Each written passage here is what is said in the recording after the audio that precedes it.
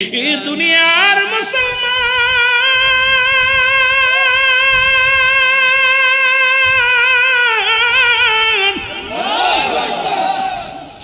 এই পৃথিবীর মধ্যে আসার একটা সিরিয়াল আছে যার কোনো সিরিয়াল নাই রে।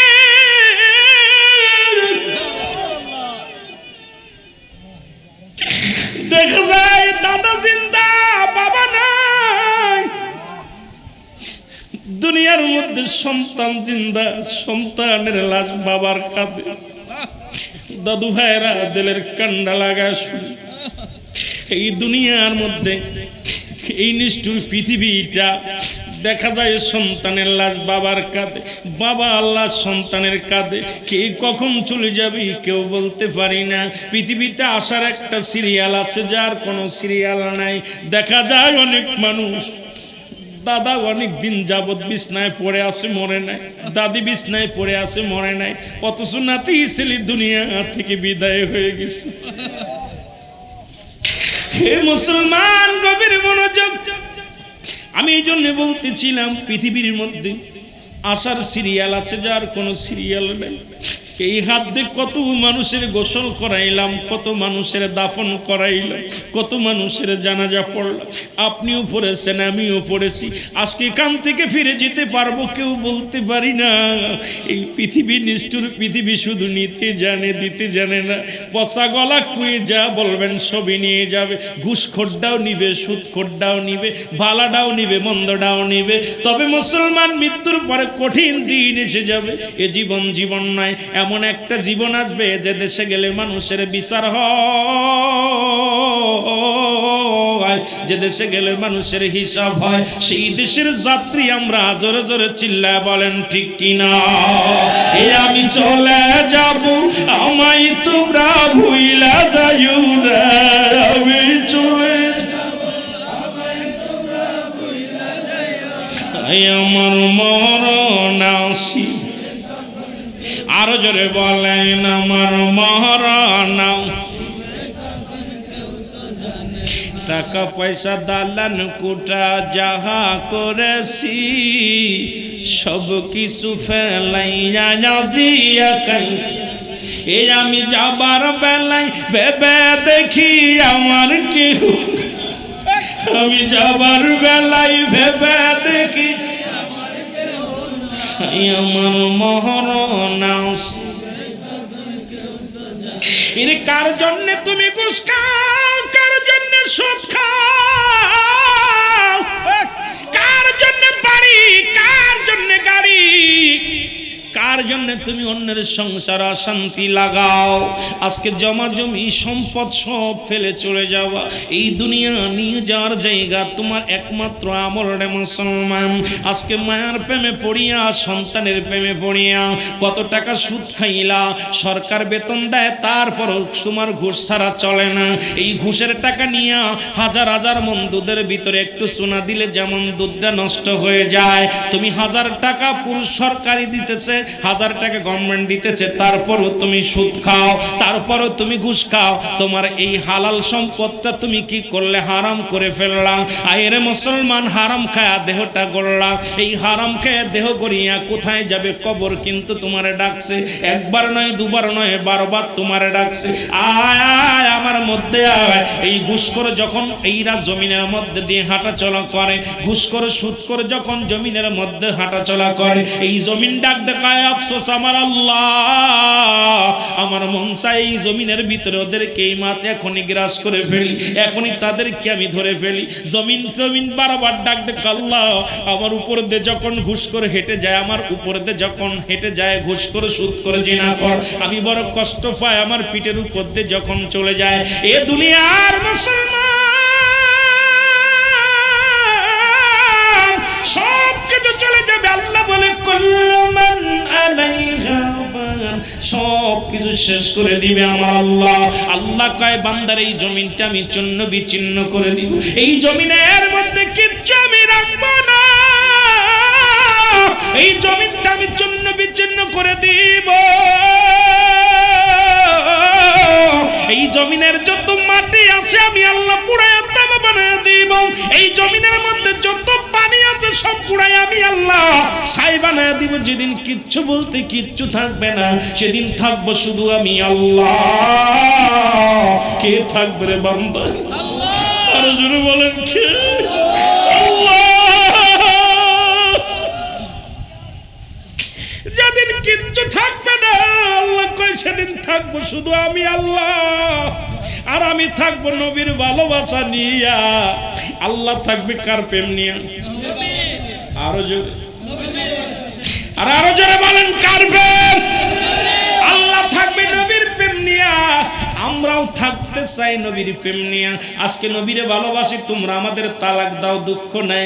নবীকে ভালোবাসার কারণে বেদাতি বলো, দুঃখ নাই। নবীকে ভালোবাসার জন্য হারাম বলো, দুঃখ নাই। নবীকে ভালোবাসার জন্য নাজায়েজ বলো, দুঃখ নাই। কারণ আল্লাহ থাকবে নবীর প্রেম নিয়া। আমরা সুন্নিরাও থাকতে চাই নবীর ভালোবাসা নিয়ে। জোরে বলেন ঠিক কি না? আরে দয়াল নবী বিহনে আপন বলতে কেহ নাই জগতে। আমার আপন বলতে কেহ নাই জগতে। ভাইরে আমি আগেই কুল্লু মান আলাইহা সব শেষ। শেষ যেদিন হয়ে যাবে থাকবে কে? আল্লাহ। আল্লাহ থাকবে কার প্রেম নিয়ে? নবীর প্রেম নিয়ে। আমরা থাকতেছি কার প্রেম নিয়ে? এই যে অভাবী যারা এনে থাকবে না, সব চলে যাবে। কারণ নবীর প্রেমের ওয়াজ হইলেই চলে যাবে। আজান দিলে বেজার মাস্টার ইবলিস, নবী দুরূদ পড়লে বেজার হলো বর্তমান অভাবী। জোরে বলেন ঠিক কিনা? একটু আরো জোরে বলেন আমার আপন বলতে কেহ নাই। ওরে ভেবে দেখি আমি সবই মিছে, ভেবে দেখি আমি সবই মিছে। ওগো মিছে মায়ার সংসারে আপন বলতে কেহ নাই জগতে। বলে না বলতে কেহ নাই জগতে। ও নবী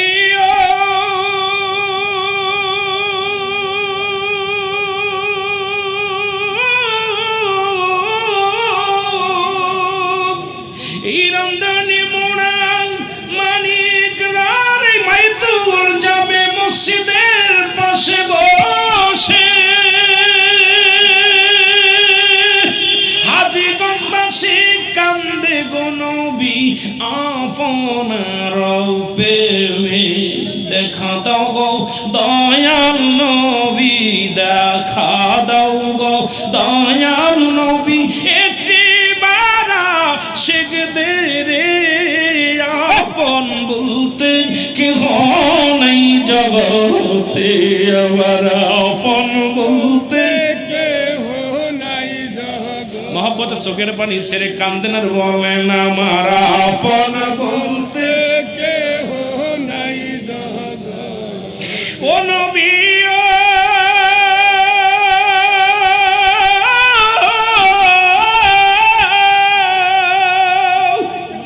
মদিনাতে আসেন আপনি, আমায় পাগল বানাইয়া।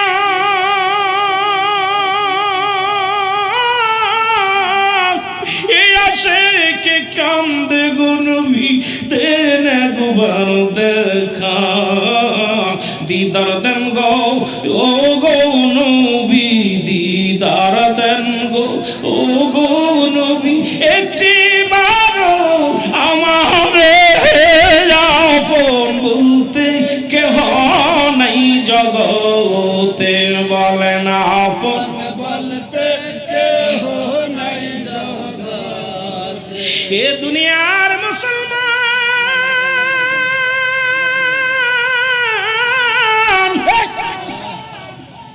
আমি যে কথা বলতেছিলাম রে, আল্লামা মুফতি আমজাদ আলী সাহেব একটা কিতাব লিখলেন, কিতাবের নাম বাহারে শরিয়াত। এই কিতাবের মধ্যে উনি লিখতে যা বললেন, দুনিয়ার মানুষ শোনো, মানুষের যখন সহজ মৃত্যুটা হয়, 70টা তাজা উটের চামড়া জবাই না করে উল্টো দিকে টান দে সিরিয়া লবণ আর মরিচ লাগায় দিলে যতটুক যন্ত্রণা হয় এর চাইতে 70 গুণ যন্ত্রণা হলো একটা সাধারণ মৃত্যু। এখন কত মানুষ আপনার চোখের সামনে মারা গেল, দেখা যায় মরণের সময় পায়খানা করে দেয়, মরণের সময় প্রস্রাব করে দেয়, মরণের সময় জিহ্বাটা বাইর হয়ে যায়, মরণের সময় চোখ দুটি বড় বড় হয়ে যায়। তাদের মৃত্যুটা কত কঠিন হয় এ দরদি শুই না লও। সহজ মৃত্যুটা যদি এত কঠিন হয়, কঠিন মৃত্যুটা কত কঠিন হয় একবার আপনার আমার ভাবার দরকার, বোঝার দরকার।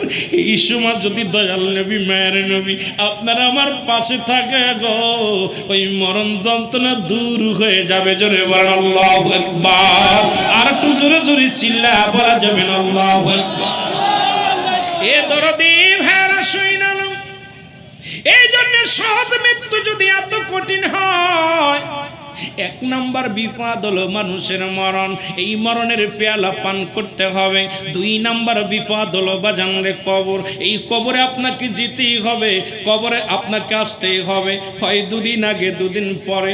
এই কবরে যখন আপনারা শুয়া দিবে ও মুসলমান, এর পরের জগৎটা হলো কিয়ামতের জগৎ। এই কবরে কোনো সকাল বিকাল নাই, কবর বলতে বোঝায় মানুষের মৃত্যুর পর থেকে শুরু করে কিয়ামত পর্যন্ত জগৎটাকে বলা হয় কবরের জগৎ। ও মুসলমান শুনে নাও, এই অনেক কি বলে কবরে আযাব হবে, কবর আযাব হইব। কবর বাবা দুনিয়া থেকে যখন বিদায় নিয়ে যাবেন, এই দুনিয়া থেকে যখন আপনি বিদায় হয়ে যাবেন, শেষ বিদায় হয়ে যাবে, আপনার হিসাব শুরু হয়ে যাবে, আপনার বিচার শুরু হয়ে যাবে। আর আজরাইল যখন নিয়ে যাবে, কত টাকাওয়ালা কত বাড়িওয়ালা। এই জন্য শিক্ষা দিছি বাদশাহ সেকেন্দার। বাদশাহ সেকেন্দার যখন মারতার প্রজাদেরকে ডাকতে বলে, আমার প্রজারা রে তোমরা শুনে নাও। প্রজাদেরকে বলে, আমার উজির নাজির যারা শোনো গো, আমি তোমাদের একটা ঘোষণা দিয়ে যায়, একটা কথা শোনা যায়। আমি যেদিন মারা যাব, মারা যাওয়ার পর এই কাপনের কাপড় আমার গায়ে যখন পড়াবে, আমার 2টি হাত এই কাপনের বাইরে রেখে দিবা। উজির বলে, হুজুর এটা কিসের জন্য রাখা হবে? বাজান রে প্রজারা বলে, হুজুর কিসের জন্য রাখা হবে? বিবি বলে, স্বামী রে আপনি ইন্তেকালের পরে আপনার হাত 2টি কেন কাপনের বাইরে রাখা হবে? এবার বিবিরে ডাকতে বলে, উজিরে ডাকতে বলে, উজিরে শোনো বিবিও শোনো, আমি এত বড় বাদশা সেকেন্দার, আমি তোমাদেরকে আমি বুঝায় দিয়ে যাই, আমার স্বর্ণের অভাব নাই, বাড়ির অভাব নাই, গাড়ির অভাব নাই, নারীর অভাব নাই। এত সম্পদ, এত পাহাড় সমতুল্য সম্পদ ছিল গো। এরপরে আমি আসছি খালি হাতে, বিদায় নিলাম খালি হাতে। আমার প্রজারা যেন আমাকে দেখে শিখতে পারে, আমার প্রজারা যেন এটা দেখে শিক্ষা নিতে পারে যে আমি এত বড় বাদশা হয়েও খালি হাতে বিদায় নিলাম। কেউ যেন দুনিয়ার পিছে না ঘুরে, দুনিয়ার পিছে না ঘুরে, যেন সকল যেন আল্লাহ আল্লাহ রাসূলের প্রেমে পড়ে যায় গো। এই জন্য বাদশা সেকেন্দার তার কাপনের বাইরে হাত 2খানা বাইর করে রাখতে বলেছিল। এ দুনিয়ার মুসলমান বাদশা, দুনিয়ার মধ্যে কত উজির, কত টাকা হলো, কত এমপি, কত মন্ত্রী দুনিয়া থেকে বিদায় হয়ে গেছে, কিছু নিতে পারে নাই। আজকে যাদের জন্য আপনি সম্পদ গড়েন, সব পড়ে থাকবে, ছেলে মেয়ে এই সম্পদ দিয়া গাঁজাগুলি খাবে, আপনি কবরে শুয়ে জাহান্নামের ভাগীদার হয়ে যাবেন। এই জন্য দুনিয়ার প্রেম ছেড়ে দিয়া আল্লাহ আল্লাহ রাসূলের প্রেমের মালা গলায় পড়েন। জোরে বলেন ঠিক কিনা? একটু মহব্বতের সঙ্গে দুরূদ শরীফ পড়েন। আল্লাহুম্মা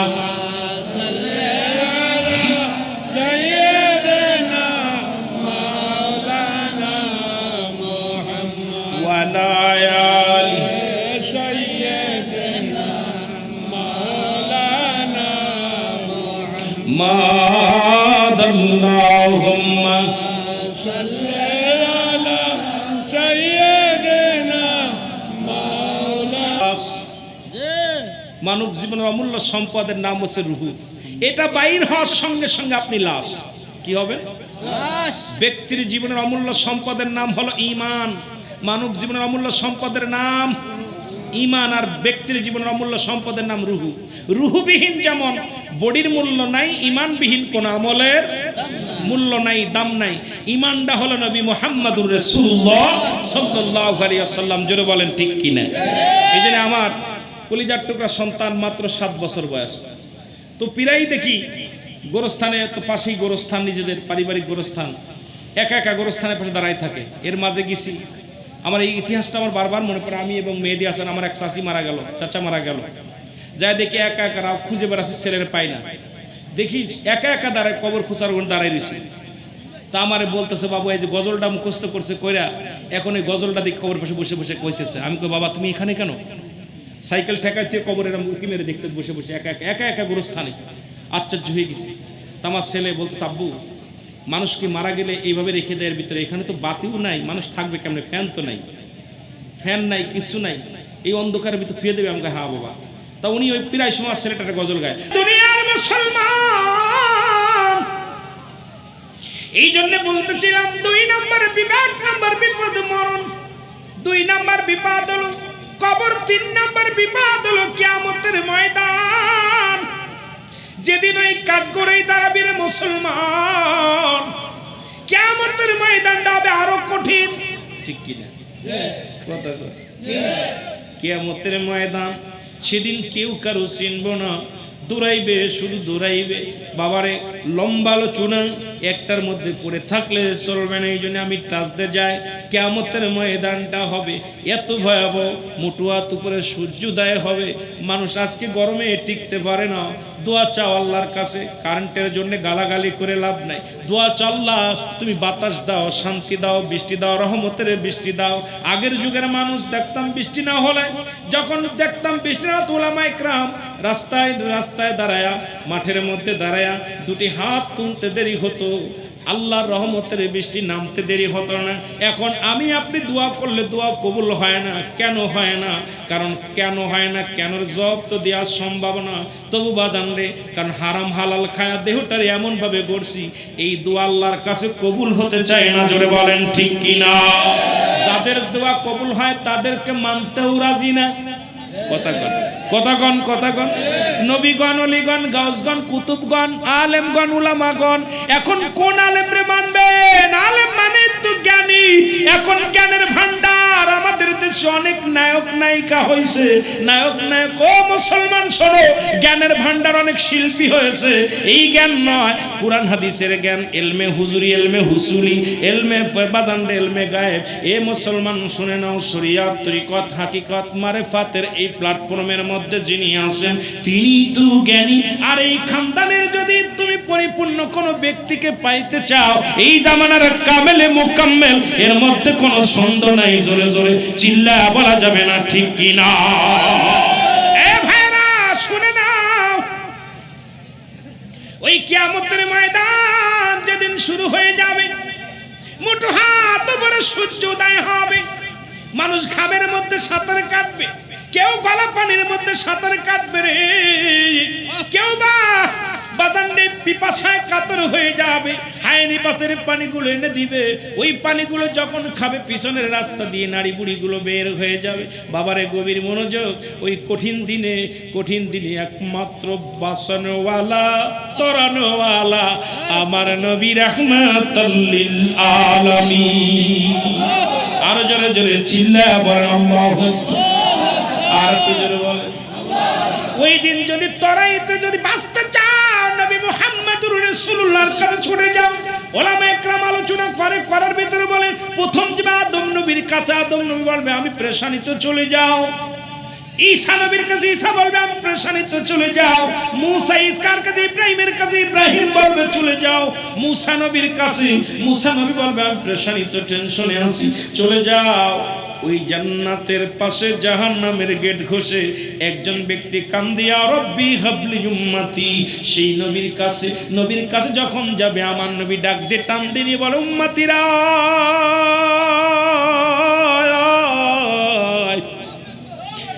আমি নবী উম্মতের কান্ডারি, আমি নবী উম্মতের দরদি। জোরে জোরে চিল্লা বলা যাবে আল্লাহু আকবার। মান হাযা রাসূল, আমি কি তোমাদের সেই নবী? নবীজিকে যারা চিনবে সবাই বলে হ্যাঁ আপনি আমাদের নবী। সুবহানাল্লাহ বলেন। নবীকে যে কম চিনে ফেলবে, যে উম্মতিরা চিনবে না, অথচ আমার বড় কষ্ট হয়। কখন কষ্ট হয়? সারা জীবন নবীর সঙ্গে দুশমনি করে, সারা জীবন নবীর বিরোধিতা করে, মিলাদের বিরোধিতা করে, কিয়ামের বিরোধিতা করে, নূরের নবীর বিরোধিতা করে, হাজির নাজিরের বিরোধিতা করে, আর কবরে শোয়া দিয়া কয় বিসমিল্লাহি ওয়া আলা মিল্লাতি।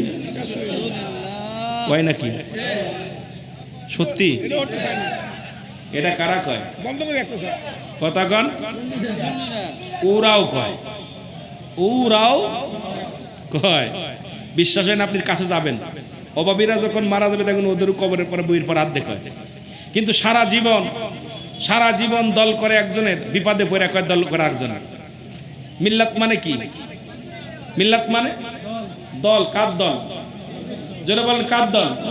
এটা জোরে বলেন কার দল? নবীর দল। সারা জীবন 2 নাম্বারই করলে এবার মরার পরও মিথ্যা বল, মরার পরও মিথ্যা বল। মিথ্যা বলতেছে এটা রাসূলের দলভুক্ত করে দিয়ে গেলাম। আরে আমার নবীজি, আপনারা মনে কিছু করবেন না, আমি কোনো কারো বিরোধিতা করতে আসি নাই। আপনি আমাদের দেশে 2টা দল, একটা আমলিক একটা বিএনপি। কথা বলতেছি, এখন আমলিকের লোক কিরা, বিএনপির লোক কিরা আপনারা জানেন না? কথা কন না কেন? এখন আমি বিএনপির লোক, আপনারা যদি বলে ভাই আমি আমলিকের লোক, মানবেন?